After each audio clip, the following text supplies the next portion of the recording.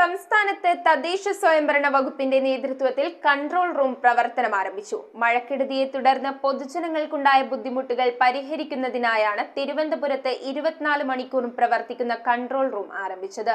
ഈ സേവനം പൊതുജനങ്ങൾ പരമാവധി ഉപയോഗപ്പെടുത്തണമെന്ന് തദ്ദേശ സ്വയംഭരണ വകുപ്പ് പ്രിൻസിപ്പൽ ഡയറക്ടർ MG രാജമാണിക്യം. സംസ്ഥാനത്ത് മഴയെ തുടർന്ന് പൊതുജനങ്ങൾക്കുണ്ടായ ബുദ്ധിമുട്ടുകൾ പരിഹരിക്കാനായാണ് തദ്ദേശ സ്വയംഭരണ വകുപ്പിന്റെ നേതൃത്വത്തിൽ കൺട്രോൾ റൂം പ്രവർത്തനം ആരംഭിച്ചത്. തിരുവനന്തപുരം പ്രിൻസിപ്പൽ ഡയറക്ടറേറ്റിലാണ് 24 മണിക്കൂറും പ്രവർത്തിക്കുന്ന കൺട്രോൾ റൂം ആരംഭിച്ചത്. 04712317 ആണ് നമ്പർ. മഴയെ തുടർന്ന് രൂപപ്പെട്ട വെള്ളക്കെട്ടുകൾ, പെട്ടെന്നുണ്ടായ പകർച്ചവ്യാധികൾ, മറ്റ് ബുദ്ധിമുട്ടുകൾ എന്നിവ സംബന്ധിച്ച് പൊതുജനങ്ങൾക്ക് ഈ നമ്പറിൽ വിളിച്ച് അറിയിക്കാവുന്നതാണ്.